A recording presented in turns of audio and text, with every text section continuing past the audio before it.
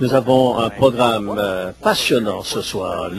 L'une de ces études où nous allons parler d'être revêtu de lumière. Il y a un cours qui va avec, qui s'appelle l'épouse du Christ. Et le sujet concerne une femme que l'on trouve dans Apocalypse chapitre 12.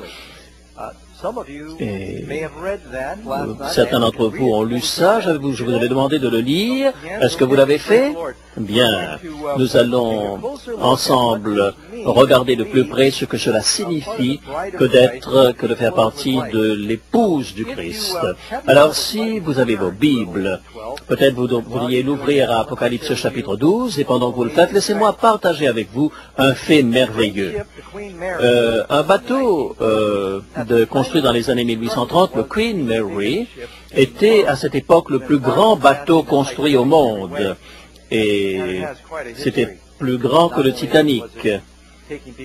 Et ce bateau conduisait des gens, il a fait environ 1000 traversées de l'Atlantique entre l'Europe et les États-Unis. Et pendant la guerre, il a transporté des troupes également pour les blessés et les troupes vers l'Europe ou depuis l'Europe. Et il a le record 17 000 personnes qui ont été transportées en une fois. Je crois que c'est le record total. Et c'était vraiment quelque chose d'extraordinaire que faisait le Queen Mary. Et ils ont eu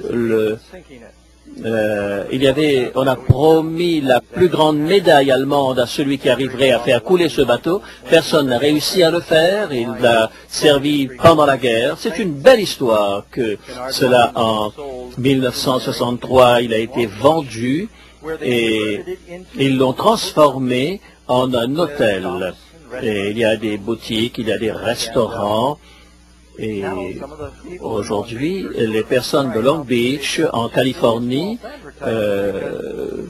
vont sur ce bateau, mais ce bateau, en fait, ne va nulle part, puisque maintenant, il a été transformé en un hôtel.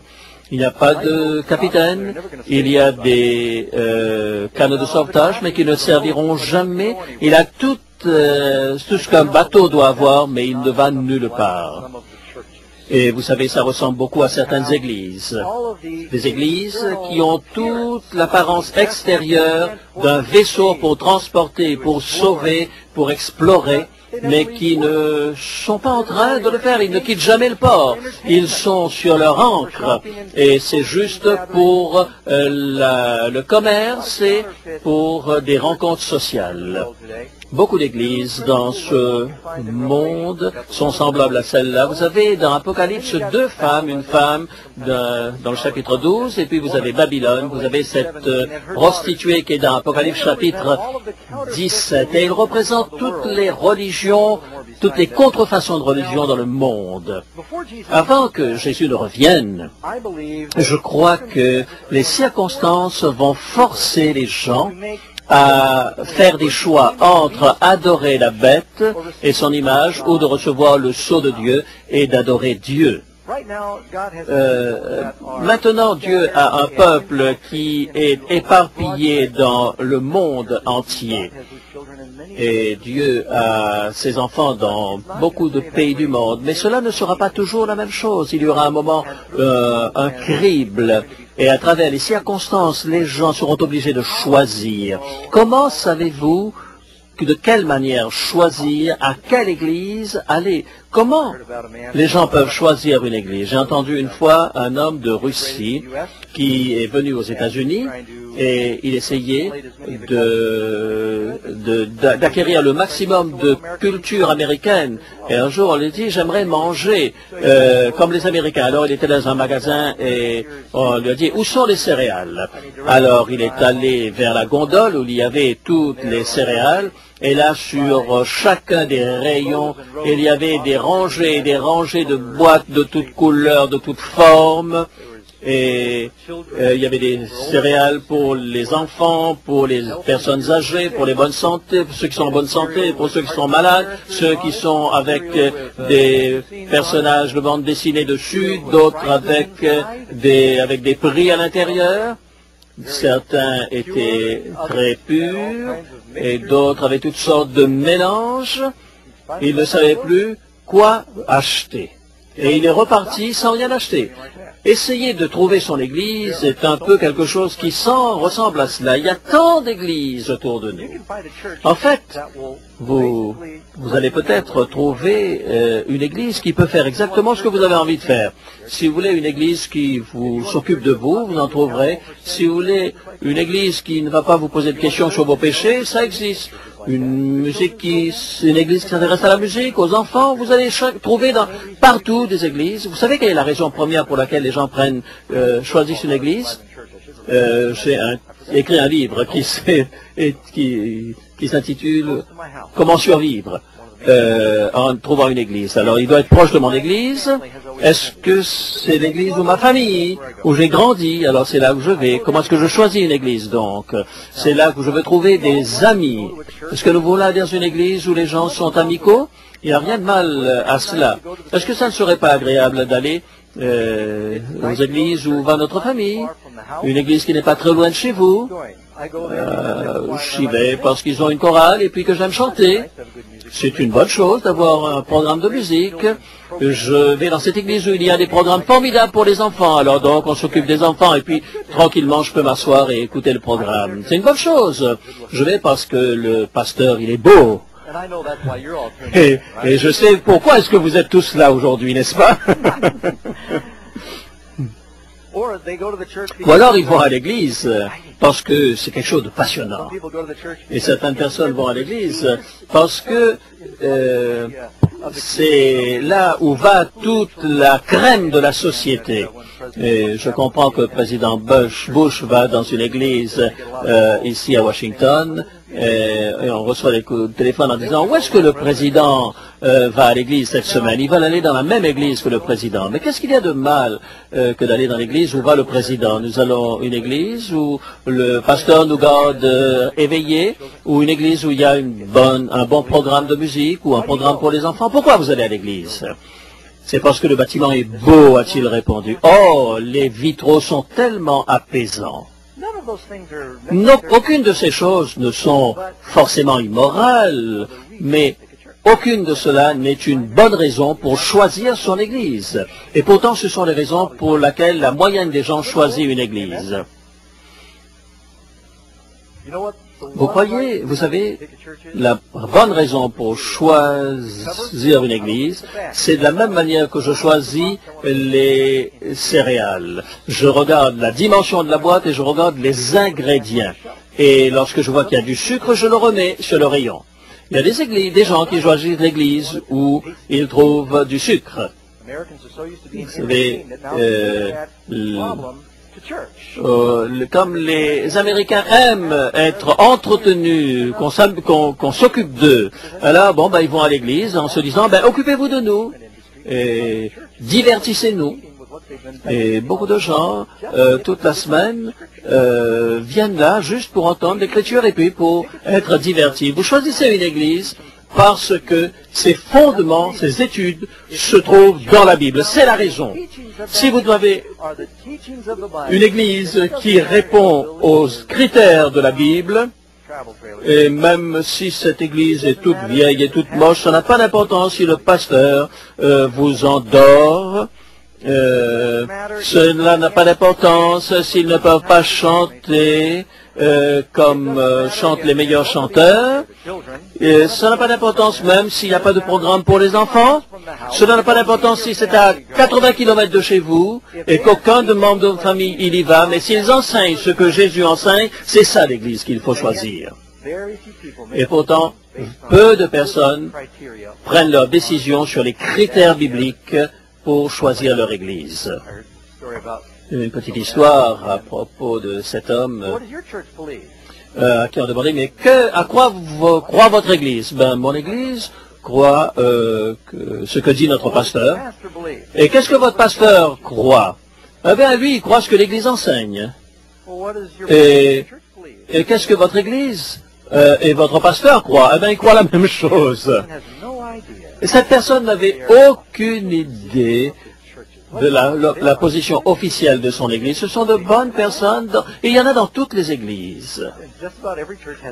Toute Église a également ses gens tordus. On a notre part à chacun d'entre nous.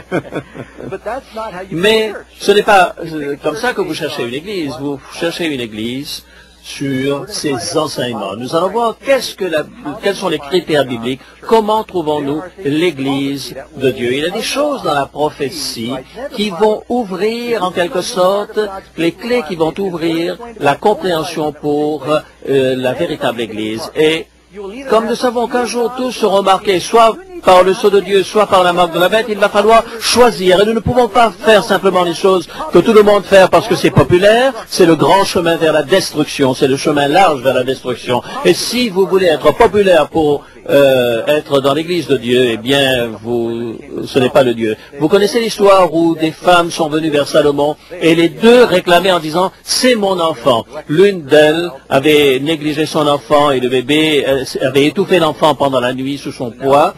Et maintenant, elles arrivent vers Salomon. Et vous savez comment Salomon a fait pour choisir? Il a sorti une épée. Et aussi qu'il a sorti une épée, la vraie maman a dit non, ne le tuez pas. Et Salomon a dit, c'est elle la mère, donnez-lui l'enfant. L'épée a permis de découvrir la vraie mère. Il y a certaines églises qui sont des contrefaçons et nous allons ensemble découvrir comment l'épée de la parole nous permet de le faire. Question numéro 1. Par quel symbole prophétique Jésus représente-t-il sa véritable église? Jérémie chapitre 6 verset 2. La belle et la délicate, la fille de Sion. Et il continue en nous disant qui est Sion. Ésaïe 51 verset 16. Je mets mes paroles dans ta bouche et je dis à Sion, tu es mon peuple. Et Éphésiens nous dit, aimez vos épouses comme Christ a aimé l'Église. Nous avons donc ces différents tests, ces métaphores de l'Église qui est une épouse. Numéro 2, dans Apocalypse chapitre 12 verset 1, Jésus symbolise son Église comme une femme. Alors, nous voulons voir,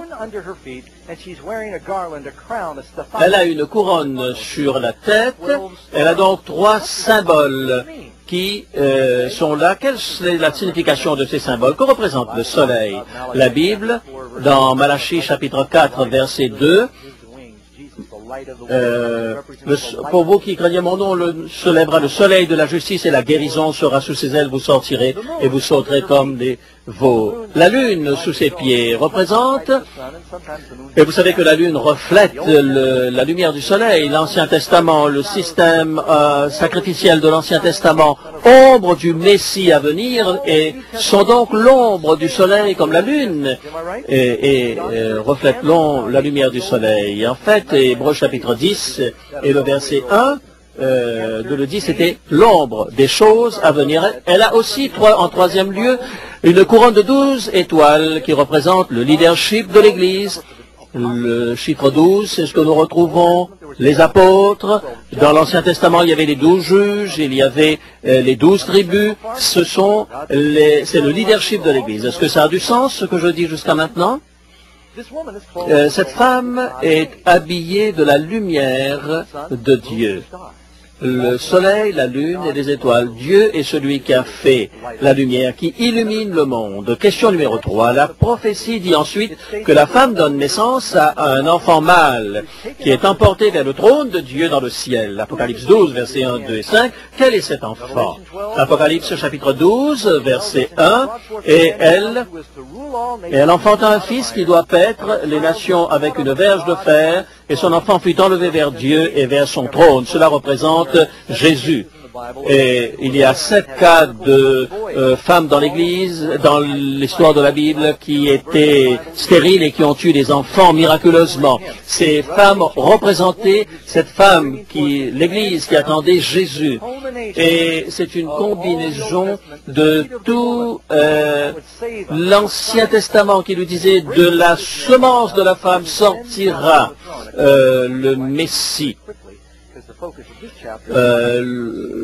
L'objectif de ce chapitre n'est pas tellement de parler de Jésus comme de nous dire ce qui va se passer avec la femme. Question numéro 4, dans Apocalypse 12, verset 3 et 4, il est nous est présenté un grand dragon rouge qui est l'enfant mâle et qui tente de le tuer à sa naissance. Qui est ce dragon? La réponse? Eh bien, c'est le diable. Certains se souviennent de la publicité que nous avons sur notre prospectus. C'est Michael qui est en train de se battre contre le dragon, et ce dragon veut détruire la femme. Vous savez combien de légendes et d'histoires, de contes de fées sont fondées sur les dragons? Eh bien, c'est le fondement de toutes ces histoires-là, c'est la Bible. Et on va parler de Michael un autre jour. Il y a une question qui a été posée par quelqu'un à ce sujet. Et le grand dragon fut précipité, celui qui séduit toute la terre, il fut précipité sur la terre, et ses anges furent précipité avec lui. Et il est dit que le dragon se tenait devant la femme qu'elle allait enfanter afin de dévorer son enfant lorsqu'elle aurait enfanté. Et vous vous souvenez que lorsque Jésus est né, le dragon a voulu le détruire. Quelle est la puissance que le dragon a utilisée pour essayer de détruire Jésus lorsqu'il était enfant? L'Empire romain, c'était les Romains soldats qui sont allés, ce sont les soldats romains qui sont allés pour tuer tous les enfants. Le diable ne voulait pas que Dieu vienne sous une forme humaine pour sauver les hommes. Il a essayé la même chose avec le pharaon d'Égypte, qui a essayé de tuer tous les enfants dans l'espoir de tuer également celui qui allait libérer son peuple. Il ne voulait pas que Moïse libère le peuple d'Israël. Peut-être c'est le temps, s'est-il dit. Et les prophéties chez les Juifs parlant d'un Messie qui allait venir, il a dit, eh bien, tuez tous les enfants de ce peuple. Lorsqu'Ésaïe est mort, encore une fois, on a essayé de détruire les descendants de David. Et le diable travaille également à travers des gouvernements. Et encore aujourd'hui, si vous lisez dans Ésaïe 14 et Ézéchiel 28, lorsqu'il est question de Lucifer, on constate que le diable travaille à travers Tyr, à travers Babylone, des villes de l'Ancien Testament. Et le roi de Perse, il agit à travers ces personnages de ces différents pays. Question numéro 5. Que représentent les 7 têtes et les 10 cornes du dragon et le tiers des étoiles du ciel qui est jeté sur la terre? Apocalypse chapitre 12, verset 9. Il fut précipité le grand dragon, le serpent ancien, appelé le diable et Satan, celui qui séduit toute la terre. Il fut précipité sur la terre et ses anges furent précipités avec lui. Alors, quels sont ces anges qui ont été rejetés? Eh bien, ces étoiles qui ont été jetées, eh bien, ce sont les anges. Souvent on dit, c'est le diable qui m'a tenté, c'est le diable qui a fait que je l'ai fait. Vous savez, le diable n'est pas en train de s'occuper de vous. Il ne vous aime pas comme Jésus vous aime. Il a des anges qui sont spécialisés pour vous manipuler, pour vous tenter. Et j'espère que si vous gagnez la victoire sur le péché, le diable est malheureux de cela. Il a des anges déchus qu'il utilisera à nouveau pour essayer de vous tenter à nouveau. Merci Seigneur que le Seigneur a ses anges en plus grand nombre pour nous protéger. Ainsi donc, le diable et ses anges. Et alors, que représentent les 7 têtes? Eh bien, ce sont les 7 montagnes sur lesquelles la femme est assise. Et quel est l'autre nom de la ville de Rome? C'est la ville aux 7 collines. Et dans le dernier verset, il est dit, cette ville que tu as vue, c'est la mère de toutes les nations. Et c'est vrai que la plupart des mouvements protestants sont sortis de l'Église catholique, et c'est pour cela que c'est la mère des églises, dans un certain sens. Même Martin Luther est sorti de là. Et beaucoup d'églises qui sont sorties du catholicisme gardent quand même des traces dans leur théologie de l'Église catholique. Et c'est cette Église qui était sur les 7 collines. Et lorsque le Rome est tombé, lorsque Jésus était enfant, c'est Rome qui a servi cette puissance romaine qui maintenant va se transformer en une femme qui va chevaucher une bête. Et après avoir essayé militairement, cette fois-ci, ce sera spirituellement que le diable va essayer de détruire le peuple de Dieu. Il est dit également dans Apocalypse 17, verset 12, que les 10 contes que tu as vus, ce sont 10 rois qui n'ont pas encore reçu de royaume, et on peut voir que ce sont les différents royaumes de l'Europe qui sont donc issus de cet empire romain. Et question numéro 6, que fit Satan lorsqu'il échoua dans son projet de tuer l'enfant Jésus? La réponse, Apocalypse 12, verset 13, et quand le dragon vit qu'il avait été précipité sur la terre, il poursuivit la femme qui avait enfanté l'enfant mâle. Maintenant,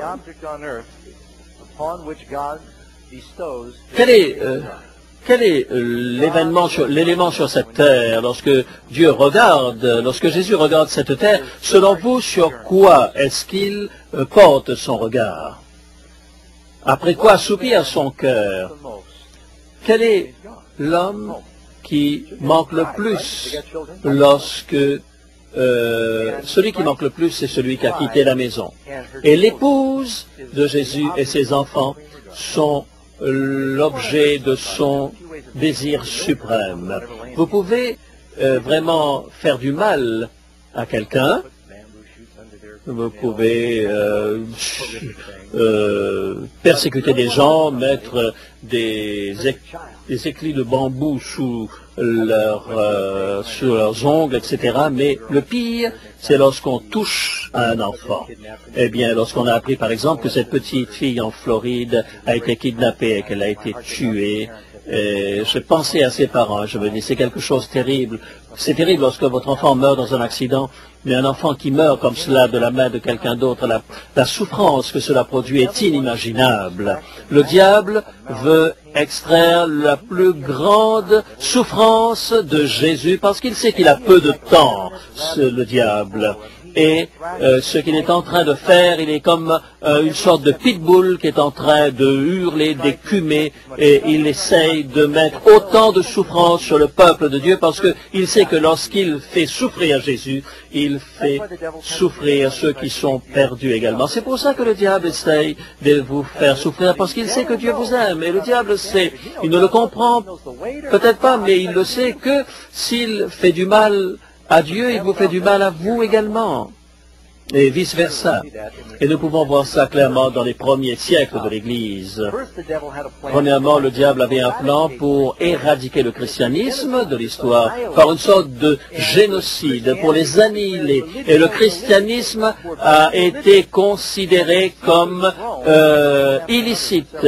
Et pendant plusieurs années, les Césars de Rome ont pris un énorme plaisir à exterminer les chrétiens. S'ils ne priaient pas au dieu romain, ils seraient exécutés, on enlèverait leurs biens et on tuait leurs enfants en face d'eux pour qu'ils renoncent à leur foi. Et c'est pour cela que dans les catacombes de Rome, les chrétiens ont été obligés de trouver refuge là. Et à chaque fois que vous savez, c'était vraiment une ville qui était construite sous Rome. Plus vous les persécutiez, pourtant plus ils grandissaient. Et le sang des martyrs est une semence, a dit quelqu'un. Et ces païens, à cette époque, voyant que lorsque les chrétiens étaient jetés au lion, au lieu d'être en train de pleurer, au contraire, étaient calmes, ils étaient dans la paix, les païens étaient impressionnés par cela et se disaient, mais expliquez-moi qu'est-ce qui se passe. Et le christianisme a explosé littéralement, parce que c'est lorsqu'ils sont devant les tribunaux qu'ils sont les meilleurs témoins de l'Évangile, les chrétiens. Oh, bien sûr, il y aura un temps de trouble et où les chrétiens vont souffrir. Nous n'allons pas être enlevés au ciel avant ce temps de trouble.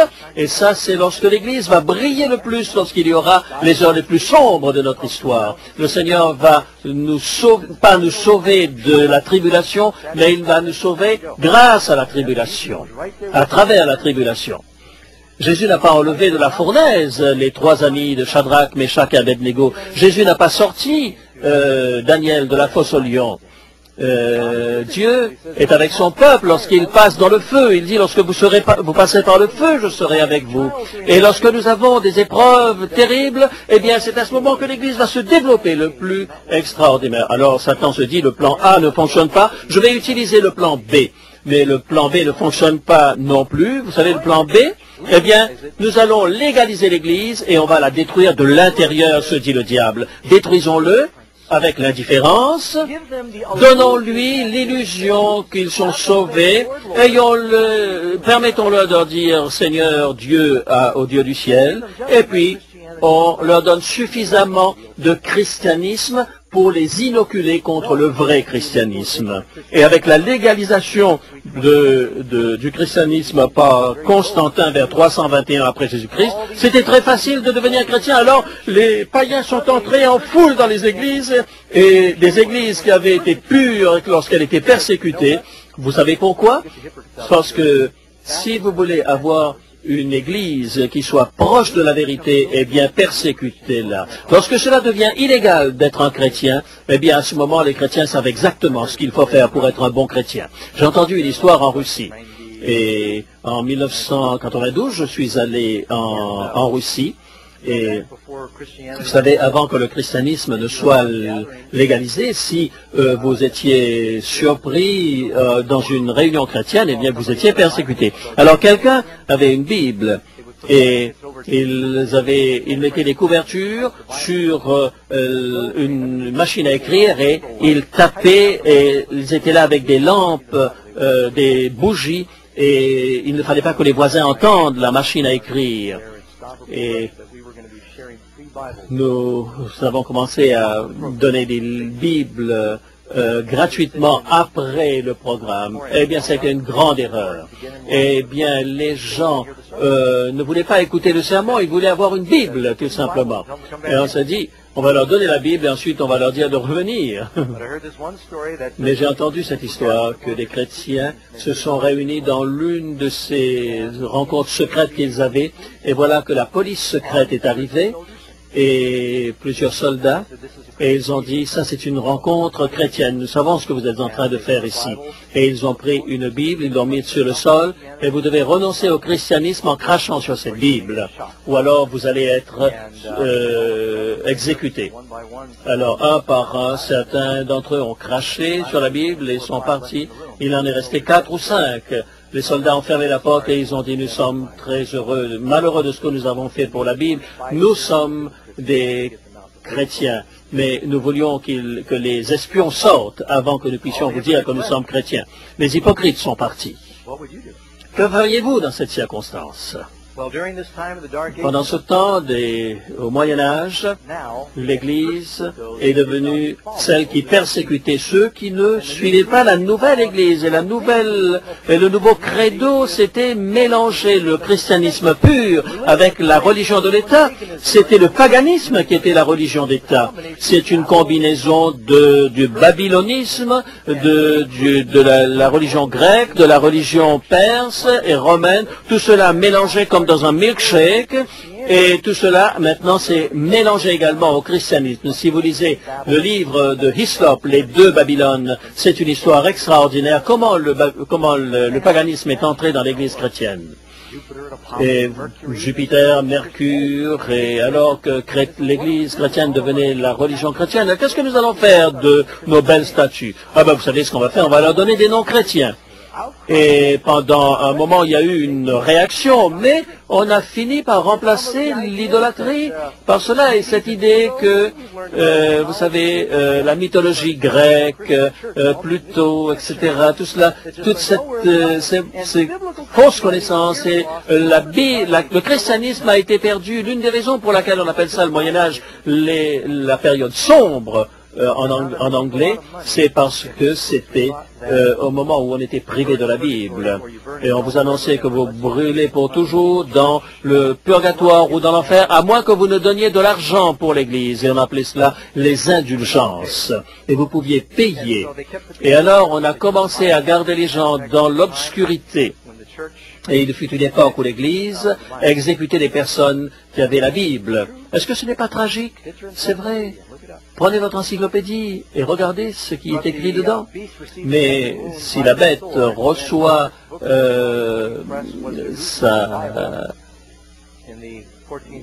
va pour la première fois être accessible aux uns et aux autres lorsque Gutenberg va pouvoir, au XVe siècle, imprimer la Bible pour la première fois. Et voilà que les gens vont sortir des églises et il y aura une grande réformation, une grande réforme. Et la multiplication des Bibles a apporté du mépris, particulièrement en Amérique du Nord. Et les gens peuvent avoir 5 Bibles à la maison et être illettrés par rapport à la Bible.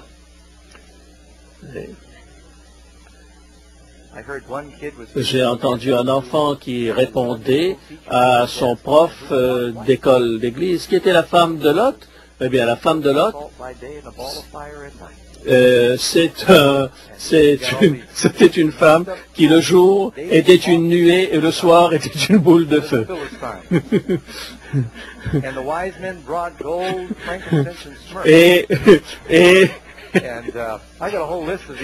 J'ai toute une liste de ces réponses que les enfants donnent de ce qu'il y a dans la Bible.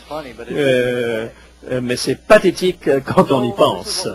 Et c'est ce qui se passait. Question numéro 7. Qu'est-ce que que fit la femme, l'Église, pour se protéger? Et qu'est-ce que le désert dont il est question dans Apocalypse 12, 6 et 14? Apocalypse 12, verset 6. Vous devriez garder votre Bible ouverte à Apocalypse 12. Et la femme s'enfuit dans le désert, où elle avait un lieu préparé par Dieu, afin qu'elle y fût nourrie pendant 1260 jours. Et pendant cette période de 500, un jour égal à quoi dans la prophétie? Eh bien, pendant 1260 jours, de 538 à 1798, l'Église a dû être une Église cachée.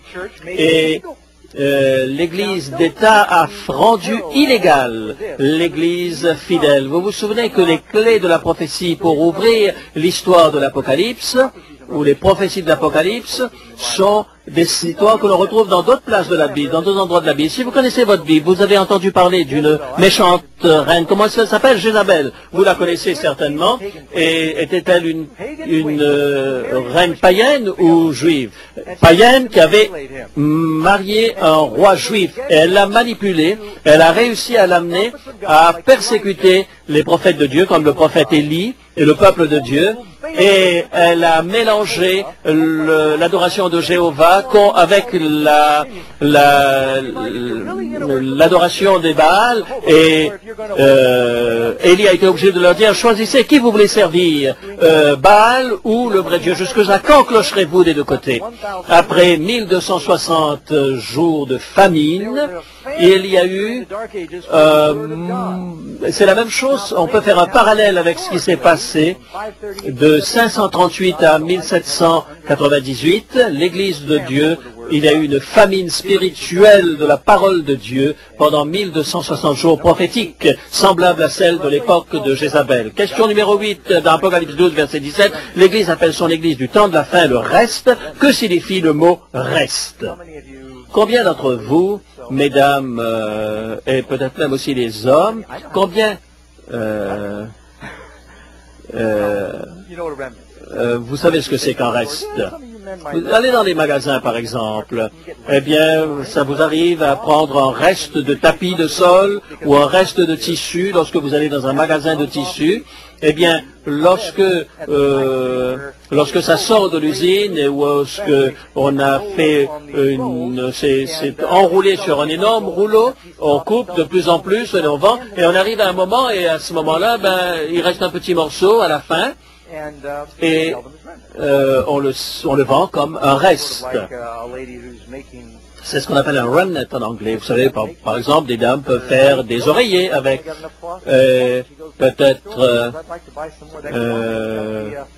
par exemple, une dame qui veut faire, par exemple, 8 oreillers, thé d'oreiller, et puis mais on n'en a plus de ce tissu puisque vous êtes arrivé à 7 et qu'il en reste encore un à faire. Eh bien, allez voir dans les restes, peut-être il y en a encore un. Quelle était la couleur des fleurs? Quels étaient les... je vais voir si... Et est-ce que le reste doit être identique à la pièce originale? Vous savez, parfois, les choses visuelles peuvent vous permettre de mieux comprendre. Alors, je vais prendre une illustration. Je vais prendre un billet de 5 $. Voilà comment ça fonctionne. Je vais rouler ce billet de 5 $ ici, et cela s'enroule, et ce qui est caché d'abord va sortir en dernier lieu. Et lorsque tous les enseignements du Nouveau Testament sont roulés ainsi, et avec le temps, on le vend à travers l'histoire, et lorsque vous arrivez au bout, ce que vous sortez à la fin, c'est ce que vous avez commencé à enrouler au début. L'Église, à la fin des temps, le reste va être identique à ce qui a commencé lorsque l'histoire a commencé à s'enrouler. C'est pour cela que nous devrions chercher la foi qui était donnée au début aux saints, dit la parole de Dieu. Pourquoi est-ce que la Bible nous dit cela? Parce que nous sommes en train de perdre l'original. Le christianisme apostolique et biblique et original. Et je crois que Jésus a dit, ces choses que j'ai faites, vous ferez de plus grandes choses. Je crois que nous allons voir l'Esprit Saint qui sera déversé sur la terre d'une manière extraordinaire. Lorsque nous allons avoir la foi simple qu'avaient les disciples, vous savez ce qui manquait? Ils étaient prêts à mourir, et mourir pour la foi. Pierre disait, nous préférons faire la volonté de Dieu, nous allons vous persécuter, nous allons vous battre de verge, et Pierre n'avait pas peur, parce que plein du Saint-Esprit, il pouvait dire, jugez s'il est préférable d'obéir à Dieu plutôt qu'aux hommes. Maintenant, il y a beaucoup de chrétiens qui sont plus intéressés de ce que les autres pensent d'eux que de ce que Dieu pense d'eux. Et nous avons besoin d'être convertis. Nous avons besoin d'avoir cette attente de la pureté que nous avons perdue. Et lorsque nous avons ce sort de réveil où nous cherchons la sainteté, alors à ce moment, le don de l'Esprit nous sera donné encore une fois. Question numéro 9. Quels sont les 2 éléments supplémentaires que fournit Jésus dans Apocalypse 12, verset 17, pour identifier son Église du reste du temps de la fin? Et le mot « reste » signifie tout simplement donc ce qui reste. Et le dragon, qui est le dragon, c'est Satan, il fut irrité contre la femme, et il s'en alla faire la guerre au reste de sa postérité, à ceux qui gardent les commandements de Dieu. Alors voilà, c'est la femme qui reste fidèle à Dieu. Elle va 2 caractéristiques où l'on pourra l'identifier. Elle garde quoi? Les commandements de Dieu. Est-ce que ça signifie quelques-uns des commandements? Est-ce que vous êtes d'accord que toutes les églises en ville gardent un certain nombre de commandements, enseignent un certain nombre d'enseignements de Jésus? Eh bien, vous pouvez regarder tout le monde. Tout le monde, à un moment ou à un autre, garde l'un ou l'autre des commandements. Mais garder tous les commandements de Dieu en tout temps, c'est cela. C'est la prière du Seigneur que l'on garde les commandements de Dieu, l'ensemble des commandements, et quoi? Le témoignage de Jésus. Si vous allez dans Apocalypse 19, verset 10, le témoignage de Jésus-Christ, c'est l'esprit de la prophétie. La loi et les prophètes, les commandements de Dieu et le témoignage de Jésus.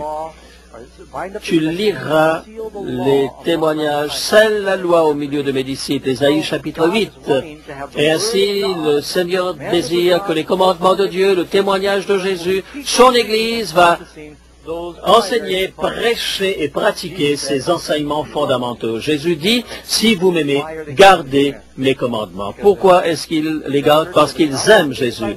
Ce n'est pas une église qui est gagnée par les œuvres, elle est motivée par l'amour. Et encore une fois, dans 1 Jean 5, verset 3, car l'amour de Dieu consiste à garder ses commandements. Voilà pourquoi Jésus répète plus d'une fois, il y a des gens qui disent Seigneur, Seigneur, et ne font pas ce que je leur demande de faire. Eh bien, celui qui même fait la volonté de mon Père, le sage bâtit sur la pierre, sur le rocher, tandis que le fou bâtit sur le sable. Le sage est celui qui entend ma parole et qui la met en pratique. Le fou, c'est celui qui entend mais qui ne le met pas en pratique. Il y a des gens qui vont toutes les semaines à l'église et qui disent Seigneur, Seigneur, mais qui ne sont pas en train de faire la volonté de Dieu. C'est comme ça que vous identifiez l'église de Dieu. Il y a des gens qui disent que nous devrions entendre la parole, mais nous devons mettre en pratique également. Ah, question 10, beaucoup de points à couvrir. Quels autres indices sont donnés par la prophétie pour identifier l'église du reste de Dieu? Et nous allons avoir une série de ces caractéristiques. Il y a beaucoup d'informations que je voudrais partager avec vous. Je suis en train de mettre 2 études ensemble ce soir parce que nous n'avons pas beaucoup de temps dans cette série. Premièrement, A, elle dit que cette Église va apparaître pour réaliser son œuvre visible après sa sortie du désert en 1798, après les 1260 jours. Après le temps des persécutions, les 42 mois, 1260 jours, et nous savons que ce pays a été reconnu à ce moment-là comme une puissance internationale autour de 1798, et cette Église va commencer à grandir. Laissez-moi être direct avec vous aujourd'hui. Nous allons parler de la véritable Église, et probablement, vous comprenez, pasteur Doug, vous croyez que vous êtes dans la bonne église, alors qu'est-ce que vous attendez de moi? Si je suis devant vous, je vais vous annoncer une église, mais ce n'est pas l'église à laquelle je n'y vais pas. Mais quel hypocrite je serais! Est-ce que vous ne me demanderiez pas, mais pourquoi vous n'êtes pas dans une bonne église à ce moment-là? Personnellement, je crois que l'Église de Dieu, c'est l'Église adventiste du 7e jour. Ne me méprenez pas. Une des raisons pour lesquelles je me suis attaché à cette Église, c'est parce que j'étais fatigué d'aller dans des églises et d'étudier dans des groupes. À moins que vous n'ayez participé à notre Église, vous êtes perdus. Vous savez, j'ai parlé avec les pentecôtistes, vous n'avez pas le Saint-Esprit, notre Église est la seule à avoir ceci, tous les autres sont perdus, etc., etc. Vous savez, la position des catholiques, l'ingrédient officiel, eh bien, un protestant ne peut pas être sauvé, d'après le fondement de l'Église catholique. Et je suis allé dans beaucoup d'églises où j'ai entendu des choses comme ça. J'ai regardé dans l'Église adventiste et on a dit que la plus grande partie du peuple de Dieu sortira des autres églises. Et si je suis dans cette église, c'est parce que c'est une église qui réunit des personnes de toutes origines et qui ont le désir de savoir ce que la Bible dit. Mais mettons de côté nos idées personnelles, nos conceptions personnelles, nos habitudes. Je n'aime pas qu'on dise une église, mais j'aime que l'on parle d'un mouvement, une histoire. Lorsque j'étais dans ma caverne, lorsque j'ai accepté Jésus, j'ai commencé à faire le tour des églises, des gens extraordinaires, de belles personnes. Et chaque église importante, je l'ai visitée, mais aucune n'était en rapport avec l'ensemble de ce que je voyais dans l'église. Je n'avais pas de préférence, vous savez, je voulais savoir qu'est-ce que la vérité était. Je suis retourné dans ma caverne, je me suis mis sur mes genoux et j'ai dit, Seigneur, il y a une Bible, un Jésus-Christ, un Saint-Esprit, et je comprendrai qu'il y ait une seule vérité. Il n'y a pas 36 vérités, comme si toutes les rivières menaient à la mer. Dis-moi, Seigneur, après avoir fait cette prière, quelqu'un est venu à ma caverne, 3500 pieds dans le désert, et il m'a donné un livre adventiste sur la prophétie. Et tout d'un coup, les choses ont commencé à prendre du sens. Ces choses que je suis en train de partager avec vous ont commencé à changer ma vie. Et je le savais longtemps avant de prendre une décision. Pourquoi? Parce que j'ai entendu parler des adventistes sous des noms des choses très négatives à leur sujet. Alors j'ai continué d'observer le dimanche, j'adorais le dimanche. Je conduisais, je vais vous dire comment je suis allé dans l'église adventiste. Alors j'ai quitté ma caverne et puis j'ai vendu des sandwichs. Alors j'avais une petite camionnette et c'était une camionnette réfrigérée et un jour j'étais dans le désert et voilà au milieu du désert et quelqu'un était en train de porter un sac et je me suis arrêté et je l'ai pris et je lui ai dit écoutez je vais vous emmener avec moi et je me dis je vais lui donner mon témoignage. Alors il est rentré dans la voiture et la première chose qu'il a dit loué soit le Seigneur. C'était le jour d'Adam. Il dit ah oui je suis chrétien, loué soit le Seigneur dit-il. Et quel jour vous allez à l'église? Il dit ah ça c'est une question bizarre que vous me posez. Ben je vais le dimanche. C'est ce que je faisais. Il dit, vous savez quel est le jour du sabbat? Oui, c'est sabbat, c'est samedi. Ah, loué soit le Seigneur, a-t-il dit. Je dis, vous êtes un adventiste du 7e jour? Un quoi, il a dit? Adventiste du 7e jour? Ah, j'ai jamais entendu parler de ça, a-t-il dit. Vraiment? Et j'ai commencé à discuter avec ce monsieur. Il connaissait tout que je partage avec vous sur les prophéties de tout ce qui va arriver à l'église, sur non seulement le sabbat, mais lorsque vous mourrez, qu'est-ce qui se passe, le baptême.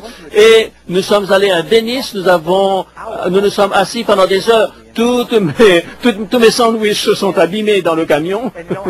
Et vous savez, je ne l'ai jamais revu. Je me dis que probablement c'était un ange. Je pense qu'il a vraiment confirmé la vérité à mes yeux. Et je ne voulais pas aller dans l'église parce que je ne voulais pas être différent des autres églises. Pourquoi je serais différent? Quelle différence cela fait? Je ne veux pas plaire aux hommes, je veux plaire à Dieu. Et si je ne partage pas ma foi, eh bien je ne voudrais pas être embarrassé lorsque quelqu'un dit où dans la Bible trouvez-vous cet enseignement? Est-ce que je ne me suis pas ouvert à vous en vous disant, vous me posez n'importe quelle question, j'en ai peur. Je n'ai pas toutes les réponses, mais je crois que la Bible a toutes les réponses. Et je crois que les choses doivent être ainsi. Et vous savez, je ne suis pas attaché à une église, au credo d'une église ou à une dénomination. Je suis un adventiste du 7e jour parce que je l'ai choisi. Vous êtes d'accord avec moi? Parce que je n'ai aucune autre église où aller. Si je trouvais une église plus proche de la Bible, c'est là que j'irais. Je voudrais être un chrétien biblique. Et c'est cela le reste de Dieu, n'est-ce pas? C'est le mouvement dans lequel les gens du monde entier sont appelés à se trouver et c'est une des églises qui se développe le plus rapidement actuellement dans le monde entier. Enseignement B, elle va enseigner les mêmes vérités proclamées par les apôtres et tous ces enseignements seront en accord avec la Bible, pas fondés sur les traditions. C, elle va observer les 10 commandements, y compris le 4e commandement qui dit « Souviens-toi du sabbat ». Eh bien, ce prochain sabbat, si Jésus voulait aller à l'église, il va descendre et monter dans la rue à Washington, et vous savez ce qu'il va voir? Désolé, nous sommes fermés. C'est pas vrai? La Bible dit, comme c'était la coutume de Jésus, Luc chapitre 4, verset 16, il allait à l'église de sabbat. Et s'il allait le sabbat aujourd'hui, il dirait, mais où est? Sur mon jour, c'est le jour du Seigneur, où sont-ils? Aucune part dans la Bible, il est dit que le dimanche est le jour du Seigneur. Et où sont tout le monde? Seigneur, nous avons changé la date, mais ça c'est le jour que tu as mis de côté, que tu as béni. Nous l'avons changé. Si vous savez ces choses, vous êtes heureux pourvu que vous les pratiquiez, dit Jésus. Ils auront l'esprit de prophétie, le point D, et le témoignage de Jésus, et ils vont enseigner le don de prophétie, les dons de l'esprit. Question E, elle va proclamer le message des 3 anges, des temps de la fin, d'une voix forte. Alors, supportez-moi, je suis en train de voir rapidement le message des 3 anges. Apocalypse 14, versets 6 à 8, vous vous rappelez? 3 anges qui vont proclamer ces messages, et alors Jésus arrive. Et la véritable église de Jésus est en train de participer dans la proclamation du message des 3 anges. Et le premier ange, puis je viens notre ange qui volait par le milieu du ciel, ayant un évangile éternel pour l'annoncer aux habitants de la terre, à toute nation, à toute tribu, à toute langue et à tout peuple. Il disait d'une voix forte, craignez Dieu et donnez-lui gloire, car l'heure de son jugement est venue, et adorez celui qui a fait le ciel, etc. Le peuple de Dieu va proclamer l'imminence du retour de Jésus, et ce sera un mouvement international également. Et le jugement commence par la maison de Dieu, dit le livre de l'Apocalypse. Nous sommes dans la dernière phase des 7 églises de l'Apocalypse, appelées Laodicée. Vous savez ce que ça signifie, Laodicée? Le jugement du peuple. Nous vivons dans cette période aujourd'hui, et elle continue. Et adorez celui qui a fait le ciel, la terre, la mer et les sources d'eau. Vous savez, c'est un extrait du 4e commandement. Il y aura un réveil de ce commandement qui va identifier le Créateur à un moment où les gens vont croire dans l'évolution. Jamais dans l'histoire du monde, il y a eu autant de monde qui ont nié que Dieu a créé toutes choses en 6 jours, n'est-ce pas? Le 7e jour, l'Église adventiste du 7e jour est enchaînée à cette vérité. Ils ne peuvent aller aucune part. Tous les sabbats, c'est le mémorial que Dieu est le Créateur. Et parce que nous croyons à ce sabbat de Dieu, eh bien, vous n'auriez pas cette épidémie de gens qui croient dans l'évolution si chaque semaine on rappelait le Créateur, que Dieu est le Créateur. Et c'est dégradant de penser que l'on puisse imaginer que nous descendions des singes. Le 2e message nous dit, elle est tombée, Babylone la grande, cette grande ville, car elle a fait boire du vin de son impudicité à toutes les nations. Retournant dans le temps, rappelez-vous dans Genèse, chapitre 11, verset 4 et suivant, eh bien, ils ont, dans la peur de trouver un autre déluge, ils se sont dit, on va bâtir une tour. Et Dieu dit, nous allons confondre leur langage, de manière à ce qu'ils ne s'entendent pas et ne se comprennent pas les uns et les autres. C'est la raison pour laquelle on parle Babel. Le mot baby, bébé, vient de Babel parce qu'il babale. Et c'est l'origine du mot. Et lorsque Jésus a scellé ses enseignements dans le Nouveau Testament, dans l'Alliance du Nouveau Testament, il l'a fait avec le pur jus de la vie. Cette femme d'Apocalypse chapitre 17, elle est ivre en buvant un vin qui est fermenté, un vin qui est toxique, qui est une contrefaçon de l'enseignement. Quel est le vin de Babylone? N'oubliez pas, mes amis, une des choses premières qui se sont produites, elle est identifiée avec quoi? Avec la confusion des langues. Et je crois, et je vais m'arrêter ici, je crois dans tous les dons de l'esprit, et je crois également dans le don des langues. Et un jour, je vous parlerai du fait que j'ai fait l'expérience du don des langues. Mais aujourd'hui, il y a une sorte d'épidémie, d'une contrefaçon, une expérience physique. Je ne veux condamner personne parce que c'est l'église dans laquelle j'ai été pour la première fois lorsque je suis devenu un chrétien. L'emphase, c'est que si vous avez le baptême du Saint-Esprit, et ce que cela signifie, ce n'est pas est-ce que vous êtes rempli des fruits de l'esprit, mais est-ce que vous parlez en langue? Ce n'est pas juste que des gens essayent de limiter le Saint-Esprit. Comment est-ce que je sais que j'ai le Saint-Esprit? C'est parce que je parle en langue, disent-ils. C'est inapproprié pour moi de vous rappeler que l'un des téléévangélistes appropriés peut aussi parler en langue. La Bible dit dans Actes chapitre 2, le Saint-Esprit est donné à ceux qui le demandent. C'est une contrefaçon qui est là où l'on croit pouvoir donner le Saint-Esprit à qui l'on veut, alors que la Bible nous dit que c'est Dieu qui donne à qui il veut, quand il le veut. S'ils ont le don des langues, pourquoi ont-ils besoin de tous ces traducteurs lorsqu'ils vont dans les autres pays? C'est une contrefaçon, mes amis. Et une manière pour identifier Babylone, c'est justement cette contrefaçon du don des langues. L'idolâtrie.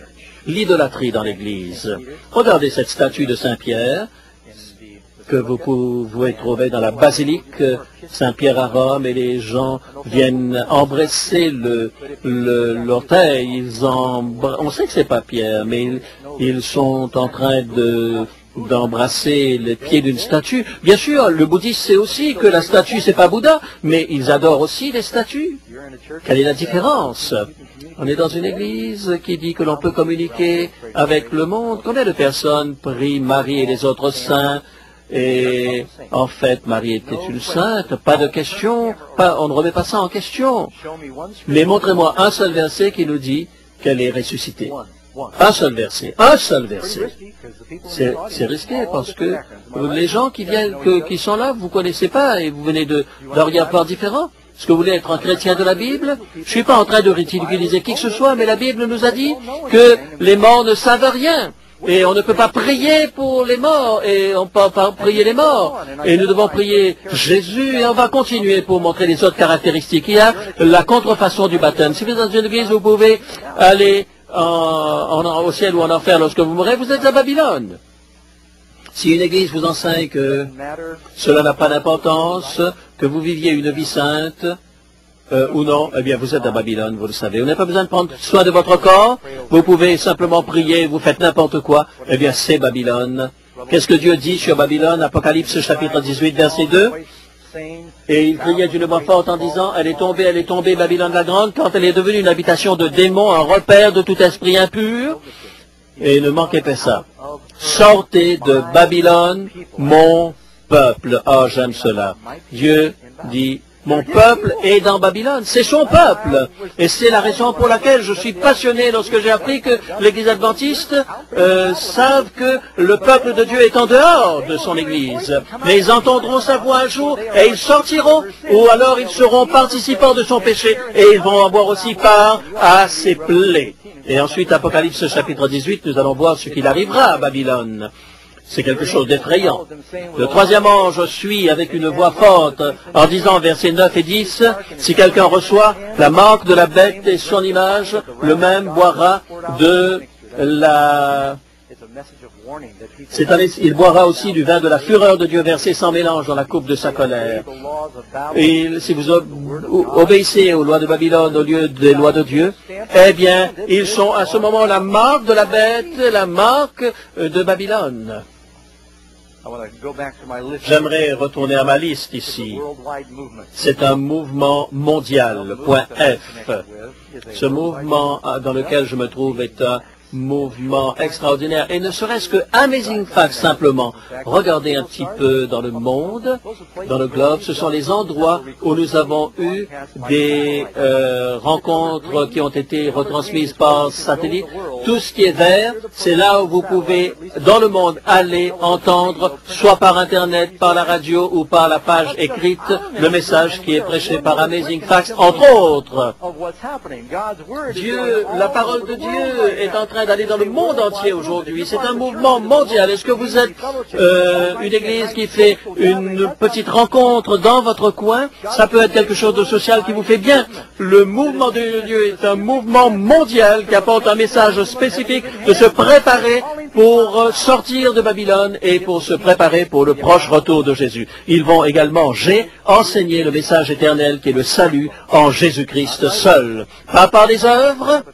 On n'observe pas le sabbat parce que nous croyons que le sabbat nous sauve. On nous dit qu'on est légaliste parce qu'on observe le sabbat. Est-ce qu'on leur dit qu'ils sont légalistes parce qu'ils disent qu'il ne faut pas voler ou qu'il ne faut pas tuer? Maintenant que nous avons identifié les critères donnés par Jésus pour reconnaître l'Église du reste, celle des temps de la fin que nous demande Jésus, et quelles sont les conséquences de cette demande. Et il nous dit, cherchez et vous trouverez. Luc chapitre 11, verset 9. Combien d'églises vont remplir ces différentes spécifications? Un Seigneur. Combien de fois? Une fois et un baptême. Éphésiens 4, verset 5. Ce n'est pas comme tout le monde croit, toutes les rivières mènent à la mer et toutes les églises mènent au ciel. Non. C'est un moment de l'histoire, peut-être ça a été vrai, mais dans les temps de la fin, il n'y aura qu'un seul chemin. C'est le Christ qui est ce chemin, mes amis. Dans les jours de Noé, combien de chemins menaient à la vie? Un seul chemin. Et Jésus dit, comme il était au temps de Noé, c'est ainsi que ça se passera lorsque le Fils de l'homme reviendra. Et Jésus vous appelle ce soir à entrer dans sa bergerie. Et j'aimerais que vous preniez votre carte. Il y a une carte de décision que vous avez reçue. On peut la distribuer maintenant, les huissiers. Certains d'entre vous avez reçu cette carte et vous voulez faire partie du peuple de Dieu. Et la Bible dit, mes brebis entendront ma voix. Toutes mes brebis ne sont pas de cette bergerie pour l'instant, mais elles sortiront un jour et il y aura un seul berger et un seul troupeau. J'aimerais que l'on passe maintenant cette carte dans la salle et il y a 4 questions simples qui sont posées ici. Question numéro 1. Je crois que Jésus a une église dans ces derniers jours, une église véritable. Alors mettez une croix. Numéro 2. Je comprends l'importance de faire partie de l'église, le corps du Christ. Alors, Mettez votre carte si c'est cela que vous croyez. Question numéro 3. Oui, je choisis de me joindre à l'Église du reste et d'en devenir membre. Mettez une croix si vous y croyez. Nous allons une prière spéciale pour vous à ce sujet. Aucune pression sur vous, mais si vous avez ce désir, laissez-nous le savoir. Question numéro 4. Je considère la question de l'Église et j'aimerais avoir plus d'informations à ce sujet. Si vous le voulez, mettez une croix. Et question numéro 5. J'aimerais être baptisé ou rebaptisé. Eh bien, vous pouvez mettre une croix à ce point-là si vous y pensez. Mettez vos noms, etc. On va les récupérer tout à l'heure. Mais j'aimerais que vous sachiez, mes amis, que c'est un des soirs les plus importants parce que nous sommes en train de vous donner la possibilité de prendre l'une des décisions les plus extraordinaires de votre vie. Jésus vous attend et il a le désir que vous puissiez faire partie de son peuple. John, viens chanter. Remplissez votre carte tandis que John va chanter une strophe de ce chant. Take one step toward the Savior, my friend. You'll find His arms open wide. Receive Him and all of your darkness will end. Within your heart disparaîtra. Je savais que certains d'entre vous sentent un combat dans leur cœur maintenant. Il est possible que vous entendez Jésus frapper à la porte de votre cœur. Il faut ouvrir la porte. Vous pouvez prendre une décision et dire, ça va être dur, Pasteur Doug. Je sais, c'est dur de sortir de Babylone. Ce fut dur lorsque Jésus est sorti de son église en disant, votre maison vous sera laissée déserte.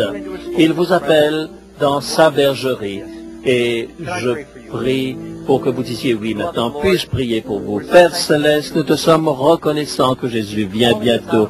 Il nous appelle hors de Babylone, il appelle son peuple. Donne-nous le courage de prendre cette décision. Sois avec ces personnes dans leur lutte et permets qu'ils puissent en sortir, qu'ils puissent te suivre jusqu'à ton royaume. On le demande au nom de Jésus. Amen. Que Dieu vous bénisse, mes amis, et nous allons prier pour vous. N'oubliez pas notre prochaine rencontre, c'est les 144 000 d'Israël.